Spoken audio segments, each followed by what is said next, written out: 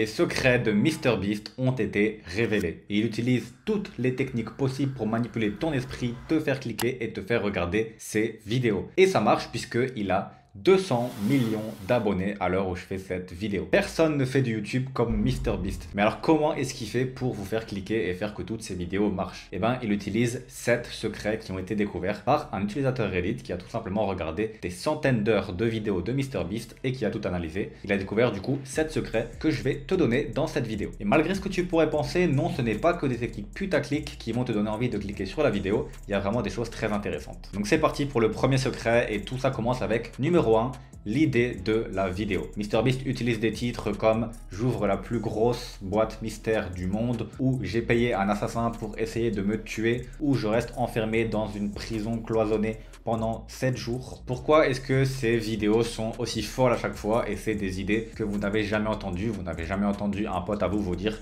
qu'il a essayé de rester 7 jours enfermé dans une chambre forte sans avoir de communication avec l'extérieur. Et bien tout simplement, c'est un aspect psychologique qui va te donner envie de cliquer sur ces vidéos. Non, je ne rigole pas, ça fait vraiment un déclic dans ton cerveau qui va créer une réaction et qui va te donner envie de cliquer, tout simplement parce que c'est quelque chose de fou et donc tu es curieux et tu vas cliquer. Donc ça peut paraître un petit peu trop fou pour le dupliquer parce que par exemple vous n'allez pas pouvoir faire des choses aussi folles qu'il fait, mais en réalité c'est tout à fait possible puisque l'une des vidéos qui a fait que MrBeast a explosé, c'est je compte jusqu'à 100 000 sans m'arrêter. Et donc ça c'est un type de vidéo qui demande moins de production et que tu peux aussi faire. En parlant de chiffres, le numéro 2 ça va être justement de jouer sur des chiffres énormes qui donnent envie de cliquer. Si tu analyses un petit peu la chaîne de MrBeast, que tu scrolles et que tu regardes, à chaque fois il y a des chiffres de dingue, j'offre 500 000 € à quelqu'un qui sort de ce cercle, etc. etc.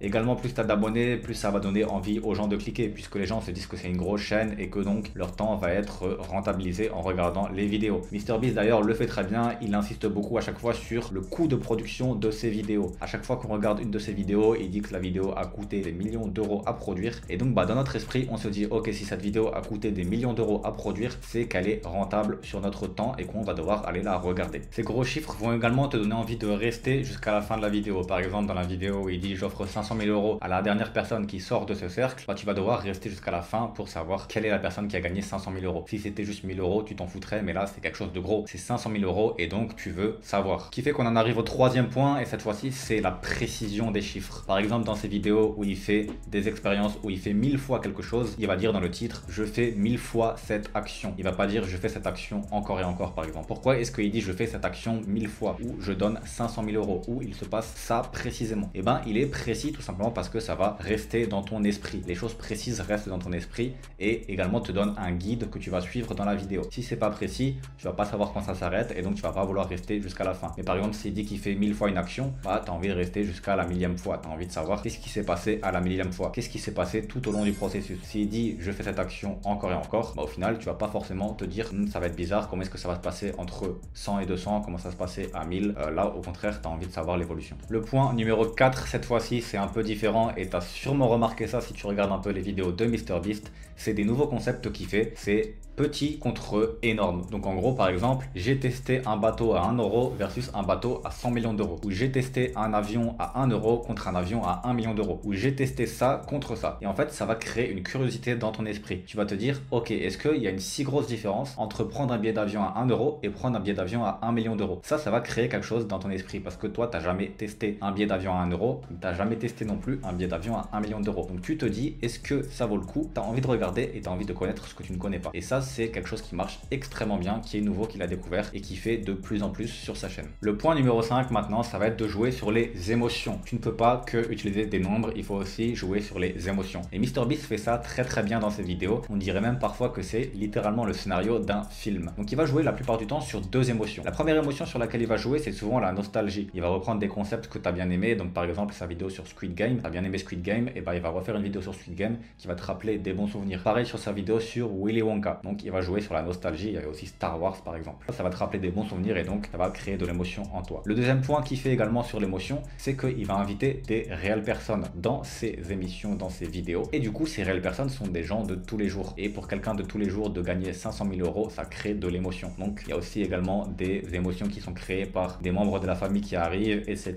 Il va créer de l'émotion grâce aux réactions de personnes de tous les jours. Et tu vas t'attacher à ça parce que pour toi, ça va être ce dans quoi tu vas va te voir en fait. Une personne de tous les jours qui pourrait être toi, qui a eu ses émotions et ça va te créer de l'émotion aussi. Le point numéro 6 maintenant, c'est très intéressant. Il va jouer sur les effets morbides de votre curiosité. Donc sur les choses un petit peu négatives que tu as envie de voir. Tu vois souvent des vidéos un peu négatives qui te donnent envie de cliquer. Et ben MrBeast il joue sur ça, sur ses titres et sur ses miniatures. Donc, par exemple, je reste enfermé pendant X jours dans un endroit sans avoir de contact humain. Ou par exemple, j'essaye de ne pas manger pendant 30 jours. Tu vois que sur sa miniature, il a vraiment une tête horrible et il met je ne mange pas pendant 30 jours. Par exemple, ça va vraiment être des idées de vidéos qui vont te dire ok, j'ai envie de voir quelle est la douleur de cette personne en ayant fait cet exercice. C'est quelque chose que tu ne connais pas, encore une fois, ça éveille ta curiosité et c'est un petit peu comme un film d'horreur en fait. Tu te dis est-ce que je vais regarder ce film d'horreur, est-ce que je vais continuer, est-ce que je peux tester pour voir ou pas. Et enfin le point numéro 7 et le dernier point, celui que MrBeast maîtrise le mieux, c'est la peur.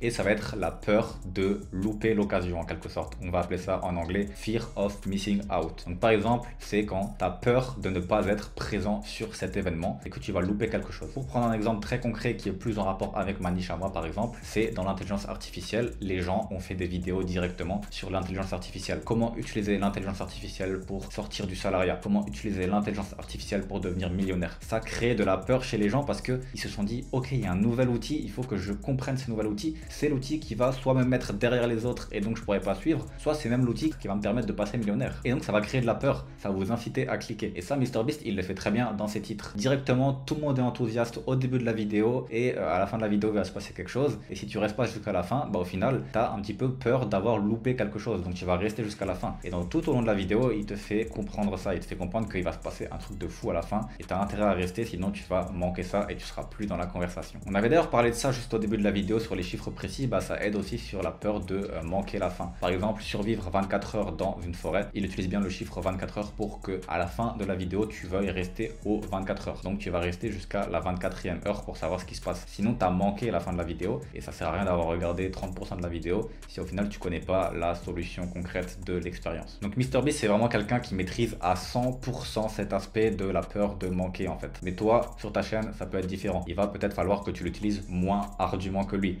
moins de façon extrême que lui. Moi par exemple, je l'utilise beaucoup moins. Mais c'est une stratégie qui est applicable aussi dans le marketing. Par exemple, de temps en temps, je fais des promotions à moins 50% sur ma formation, ça dure que 48 heures. Et donc, il y a la peur de manquer cette promotion. Et bien, les gens qui ont rejoint, c'est bien, ils ont eu moins 50%. Et s'ils n'ont pas rejoint après, ils se disent, ok, j'ai loupé cette opportunité. Peut-être que je aurai envie de rejoindre la formation plus tard. Et ce sera 997 € au lieu de 497. Donc, ça incite les gens à passer à l'action en fait. Et ça, c'est pareil partout. Vous devez forcer en quelque sorte les gens à cliquer sur la vidéo. Ça peut être quelque chose qui est considéré comme mauvais, surtout en France. Au final, vous avez beau avoir la meilleure vidéo du monde, si personne ne clique dessus, c'est que vous avez un problème et que vous devez revoir cet aspect-là. Vous devez forcer les gens littéralement à cliquer sur votre vidéo et là, ils pourront voir le bon contenu que vous faites. Donc la plupart des gens font cette erreur, ils ont un mauvais titre, une mauvaise miniature, ils n'utilisent pas la peur de manquer, je sais pas comment on dit ça encore une fois en français, c'est Fear of Missing Out en anglais. Et donc voilà, c'est vraiment le point, on va dire, quasiment le plus important. Donc si tu veux bien appliquer ces conseils, je te conseille de re-regarder la vidéo et d'essayer de voir comment est-ce que tu pourrais appliquer ces conseils à ta niche et à tes propres vidéos. Si tu fais pas des vidéos comme MrBeast, il va falloir que tu penses un petit peu différemment et que tu essayes d'adapter ces conseils à ta niche. Moi, j'adapte ces conseils à ma niche, j'ai bien compris le principe et j'arrive à bien les adapter à ma niche. C'est un peu différent de ce que j'ai expliqué dans la vidéo et pour ta niche, ça va être différent aussi, mais il faut que tu adaptes. Maintenant, si tu veux encore plus de conseils pour créer une chaîne YouTube, tu as une formation offerte juste en dessous.